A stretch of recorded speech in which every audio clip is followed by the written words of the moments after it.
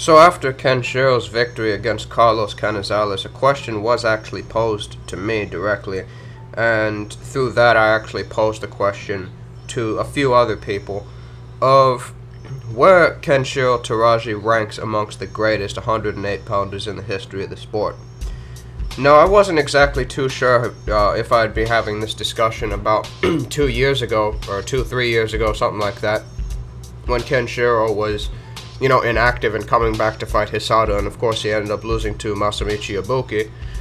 But now, after he had gone on a 5-fight run that I mentioned in my last video against pretty much non-stop top opposition, I think it's worth now exploring his place in history in the division, which by the way is not set in stone. We are still yet to know if he's going to move up after this fight or if he's going to decide to campaign there and try to become undisputed. We don't really know this type of stuff, but as it stands right now, he is currently on track to become probably, arguably, the greatest 108 pounder in the history of boxing. And right now I kind of want to assess where he stands relative to some of the other guys who have campaigned around the division. But so far, Kenshiro, this was obviously before he ended up, due to the pandemic and whatnot, going a bit inactive. He started off his title reign a little bit lukewarm. He made, I think, 8 title defenses in his first reign. But he beat Ganigan Lopez twice. First fight he won by majority decision, second fight he won by knockout in the second round.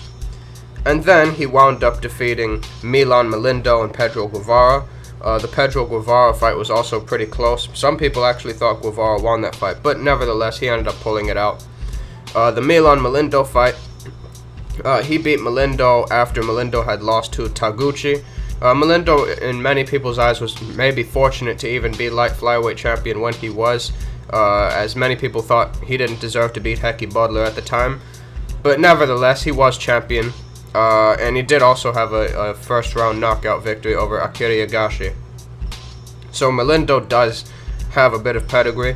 Guevara was basically at his peak at the time. Masamichi Ibuki obviously ended up knocking him out, and Ibuki has never been an elite fighter, but he is one of the biggest punchers in the division. If you go to early on in his career, he does have a fight with, Junto Nakatani,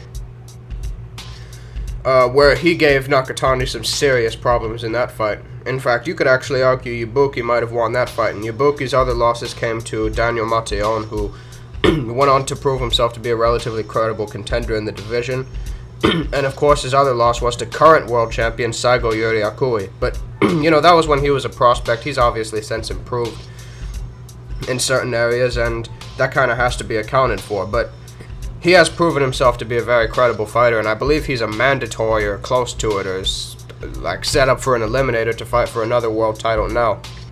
But history has proven that Ibuki is a much more credible fighter than we gave him credit for, and obviously Kenshiro won the rematch in devastating fashion, winning by third-round knockout. He would go on to fight a unification in the subsequent fight against Hiroto Kyoguchi, which I picked against him, and Kyoguchi absolutely got his ass obliterated. He got beat up, outboxed, outclassed, dropped multiple times, and knocked out brutally in the 7th round, in what was the best performance of Kenshiro's career up to this point. He was supposed to fight Jonathan Bomba Gonzalez in the subsequent fight for a 3-belt unification in which he would be contending for his WBO title to add to his collection. However, Jonathan Gonzalez wound up pulling out, and he ended up fighting 5-0 prospect Anthony Olascuaga, who I had known and actually been relatively high on before that fight. But the relatively inexperienced American just didn't quite have what it took in the fight. He was easily outclassed, outboxed, beat up. He showed moments of resolve. He maybe momentarily stunned Kenshiro a couple of times because it was a bit of a tear-up, but he was comfortably beaten and outboxed, and he wound up getting stopped in pretty brutal fashion as well. I think knocked through the ropes. He would then fight his next fight against mandatory challenger Heki Butler, who was a unified champion, formerly, but definitely was a little bit past his best. Butler, not quite in his prime in the same way that Lopez and Kyoguchi were, but still a very credible fighter. In his previous fight, he had come off of outboxing Elwin Soto, who was a champion in the division at one point and had knocked out Angel Acosta. Teraji would go into that fight have some trouble with him in the early rounds, but his jab, his longer reach, his longer arms ended up taking him over the edge in that fight, and he wound up stopping Heki Butler himself in even more decisive fashion than pretty much any of the other guys before him that had beat him, whether it would have been Rojas or whether it had been Rojas or even Kyoguchi. So he was very decisive in that fight. And of course, in his last fight, he had a very close classic with Carlos Canizales, in which he was the recipient of a very, very close majority decision, which I personally scored a draw. Canizales has been an underrated fighter in the division for many years. He was coming off of a victory against Daniel Mateon. And of course, Canizales, had beaten Sho Kimura in previous years. He, in my view, was unlucky not to get the decision against Ryoichi Taguchi. He was a title challenger, of course, before, and is overall an excellent technician, and he proved himself in that fight to be exactly the guy I hyped him up to be. So in totality, Kenshiro's career amounts to 23 wins, 1 loss, no draws. He is two times world champion, 1-time unified champion. He has 12 title defenses, and he has made 3 unified title defenses so far in his career. And of course, I have left out some of his other title defenses because I didn't quite consider them of a high enough caliber to be considered a notable victory. Hisada, of course, gave a pretty spirited effort against Hiroto Kyoguchi, but it never really solidified himself beyond that fight, and of course he retired before then. He was a nice domestic level fighter, not quite world level, as is the case with Jonathan de Koning and Randy Pedokarin, and some of the other guys he's fought in his career. But his level of opposition has become consistently either borderline or world-class as a whole over the last couple of years. Now, when comparing him to other greats in the 108-pound division, which I consider the other contenders to being the greatest in the division's history to be Myung-Woo Yu, Jungkoo Chang, Humberto Chiquita Gonzalez, Michael Carbajal, and Hilario Zapata, one thing that has to be considered is the fact that the division has evolved throughout the years, and the overall talent pool has improved since the 1980s. So, for example, there are certain candidates and certain guys who fought in the division back then that I might not rate as high, or might have to grade current fighters' accomplishments or more recent fighters' accomplishments on a curve, because the division is relatively young and didn't have quite the talent pool back then that it does now. So that is something I take into consideration when judging Kenshiro's achievements, even though he already does have very good statistical feats, if you want to say, having made 12 title defenses, which is amongst the highest in the division's history. The record, of course, being Myung-Woo Yu with 18 total defenses, and also the fact that he has beaten 7 former or current world champions. I'd obviously exclude Carlos Canizales because he was a WBA regular champion. The first candidate I'm going to look at is Myung-Woo Yu, who was 2-time world champion and did make 18 total defenses in his career, and obviously was a very good fighter. Now, I personally believe he was the weakest candidate because his resume doesn't quite stack up to the others. But one of the reasons why I do include him is obviously because he made 18 total title defenses, but he was also probably the first fighter in the history of the division to receive serious consideration on Ring Magazine's pound-for-pound list. I believe around the year 1990 or 1991, he made a debut on the list. Mike Tyson was ranked number 1, and Myung-Woo Yu appeared at number 9. In his career at domestic level, he beat B. Won Chung, who was an eventual IBF champion in the division. He would win his title against Joey Olivo, who had beaten Francesco Quiroz for the world title, who is known as one of the weakest champions in the history of boxing as a whole, not just the division. He was somebody who ended his career with around 10 wins and 15 losses, and he never really beat anybody too significant. So he kind of picked up a belt as a result of the division being in its elementary stages. Not to take away credit from him, he did earn his world title and he did beat a champion for it. But his more notable wins would come later on in his career. During his title reign, he beat Jose de Jesus 2 times, who himself beat the Chilean Ali Galavez for the world title. And he would go on to defeat eventual 4-division world champion Leo Gamez, who himself was unbeaten at the time he had defeated him. Gamez was not necessarily an elite fighter in the context of the whole sport, but he did beat a number of world champions throughout his career, and having several rivalries with several top fighters in his time. He would also then go on to defeat Hiroki Ioka, who is the uncle of Kazuto Ioka, who was an excellent fighter. I believe himself was a multi-weight world champion, and he himself beat some very good fighters throughout his career. So, overall, and by the way, not to mention, Hiroki Ioka, the victory over him was avenging his own defeat to Ioka, where he lost his world title, and that's obviously how he became a 2-division world champion, by defeating Hiroki again. But Ioka is somebody who kind of goes underrated because of his nephew's successes. He himself was able to beat Myung-Woo Yu. He had rivalries against Napa Kiatwon-chai and several other fighters. So, overall, while Myung-Woo Yu does not necessarily have the deepest of resumes, it's relatively top-heavy, and he does have a couple of very accomplished fighters on there. The next contender has a serious argument to arguably being the greatest in the division's history, and that is Jung-Koo Chang. Jung-Koo Chang is somebody who suffered a few losses later on in his career because of the fact that he returned to boxing due to being pretty much financially destitute. He was never paid a significant amount, but the names on his resume speak for themselves. He was a world champion one time, making 15 title defenses, all consecutively. He beat Hilario Zapata, who is another contender on this list. He beat Herman Torres 3 times, who obviously was a guy who lingered around the division around those times, was a very credible fighter. He beat Sochi Talata, who I believe is in the Hall of Fame, or is at least been on the ballot for it, but arguably does deserve a spot on there. One thing that does have to be considered is the fact that Chitalata did become a champion in the division above, and himself was very inexperienced at the time. It only had 4 fights, but defeating him would go on to age very well. It's only in a couple more fights afterwards, Chitalata would become champion at light flyweight and himself would have a great reign. He would defeat Hideyoki Ohashi, who is now known as being Naoya Inoue's promoter. Very good fighter, and he beat him multiple times. And he would also defeat Isidro Perez, who was a relatively weak champion, but did have a lot of experience, a lot more experience than Jung-Koo Chang even, and would end his career, I think, with around 60-odd fights. And did beat a couple of decent fighters, but overall was kind of lingering around domestic level for most of his career. So Jung-Koo Chang, while he doesn't have the volume of names that somebody like Kenshiro Teraji or even Humberto Chiquita Gonzalez has, his resume is extremely top-heavy. And Zapata himself, him defeating arguably the greatest fighter in the division's history, or some would argue would be the greatest in the division's history, definitely puts his name up there in contention.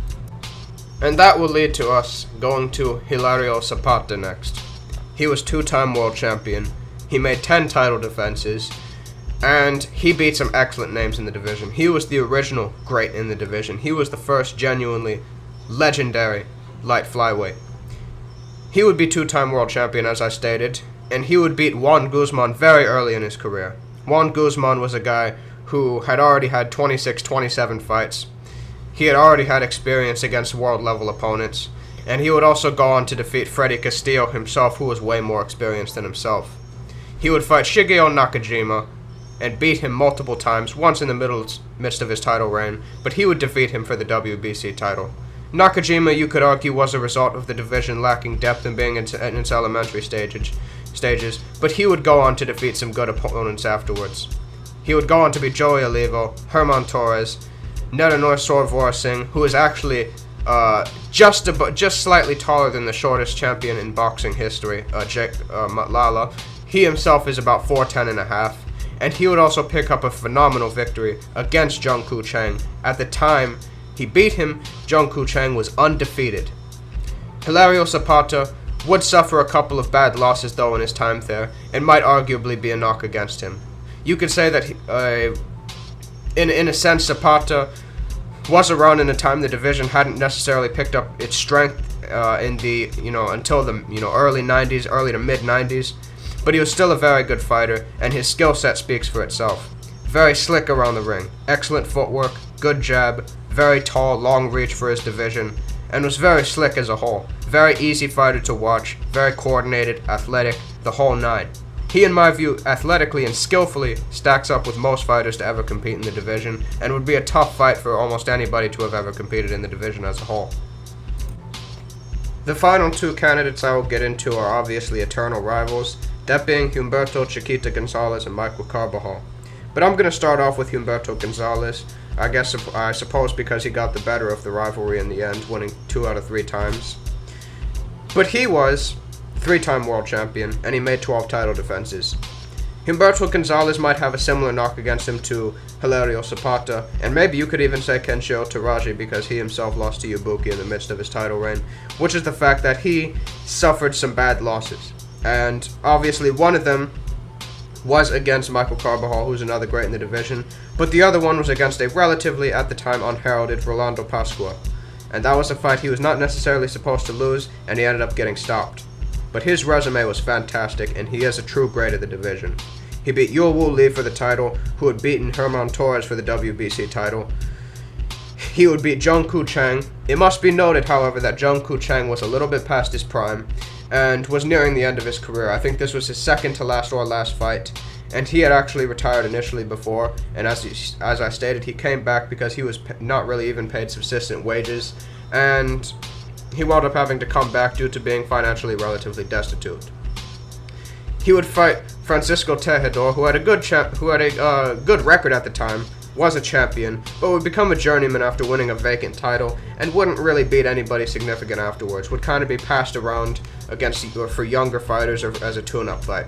He would beat Melchor Cobb Castro, who was a credible fighter at the time. He beat him multiple times. He beat Jose de Jesus and Jesus Chong for the world title, and he fought a mildly credible fighter in Miguel Martinez for the Eliminator to win that belt. He would fight the previously Humberto Gonzalez, would fight the previously mentioned Napa Kiatwanchai in the midst of his reign, who himself beat the living shit out of Hiroki Ioka, would stop him. He also beat Rolando Pascua. But one thing that needs to be mentioned is the fact that Kiatwanchai was relatively past it when he fought Gonzalez. He has a fairly ugly record, ending his career with about 16 wins and 8 losses. But most of those 8 losses came at the end of his career in consecutively. And of course, he would avenge his loss to Michael Carbajal, beating him twice down the stretch of his career. He would also defeat Juan Domingo Cordoba, and Cordoba himself beat Melchor Cobb Castro, the previously mentioned fighter whom Gonzalez beat. He would beat him multiple times. So an excellent reign of fighters overall. In general, by far the highest quality opponent Humberto Gonzalez beat in his career was Michael Carbajal. You could say the rest of the champions that he fought weren't particularly strong, but Kiatwanchai was very credible at the time he beat him, and Yul Woo Lee did beat a pretty good Herman Torres for his title. And of course, last but not least, and the man I consider to be the greatest fighter to ever lace them up in the division, Michael Carbajal. Michael Carbajal would make 10 title defenses in his time at light flyweight. He would be 5-time world champion until his eventual retirement, and of course he would go out on top, and he beat a hell of a lot of top fighters in the division.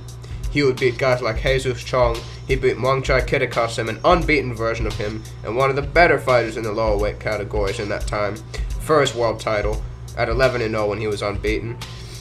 In his title defenses, obviously I mentioned Humberto Gonzalez beat him twice, but he had a win over Gonzalez, of course, in the first fight.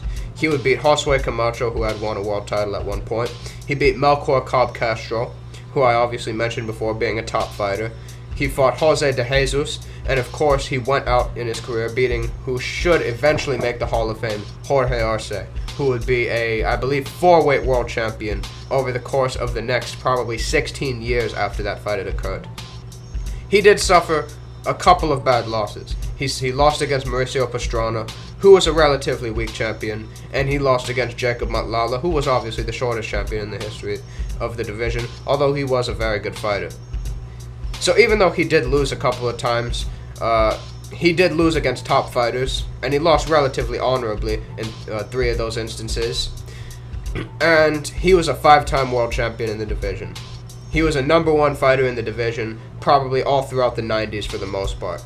He has an excellent longevity, spanning 9 years at world title level, and in my opinion, he is the strongest candidate to being the GOAT in the division, and I have him #1. For me, in terms of assessing how Kenshiro's resume ranks amongst those guys, I would have Michael Carbajal #1 as I stated previously, but I think Kenshiro has an argument maybe for #2. I think the way I had it was that Michael Carbajal was #1, Humberto Chiquita Gonzalez was #2, but relatively close between him and Kenshiro Teraji, And of course I had Jungkook Chang at number 4 and Hilario Zapata at number 5. I penalized Zapata a little bit for being in the division at its elementary stages, but he was the original great fighter in the division, and he was an excellent boxer, and I think stylistically he matches well against almost everybody to have ever fought in the division, as I stated. But Kenshiro is also no slouch himself skillfully. He has an excellent jab, a consistent high-volume jab. He can fight at every range. He's extremely adaptable. He's big for the division. He can punch. He's explosive. He's extremely quick, amongst having several other great tools in his skill set and in his arsenal. He has a good left hook, a good check left hook. He has good head movement when he opts to use it in terms of as a reactive force, but he doesn't really pre-slip a lot. But as a fighter, he's very skillful and extremely talented, one of the most talented fighters to have ever fought in the division. I believe personally he would have matched up very well versus a Chiquita Gonzalez. Even though I rate Chiquita Gonzalez slightly above him in terms of his resume, especially on the strength of the 2 Michael Carbajal victories, I think, for example, Kenshiro might have been able to outbox him with his superior foot speed and the fact that he was no specialist in terms of cutting off the ring. For example, he had struggles cutting off the ring against Melchor Cobb Castro, partially because he was a southpaw, but also he has relatively slow feet and generally likes his opponents to stand in front of him. I think overall Kenshiro matches up very well at peak performance versus the greats of the division, and I would personally have him about number 3. I think you could have him maybe as low as 5 and probably as high as number 2 in the division, with Carbajal relatively clear number 1. But if Kenshiro is to continue on in the division and go on to become undisputed, I might have to say that he's dethroned him, since he would have been the first fighter to ever go undisputed in the light flyweight division. But let me know what you all think, and I hope this video reaches a relatively large audience, and maybe some over in Japan who are, Kenshiro is local to anyways. So have a good one.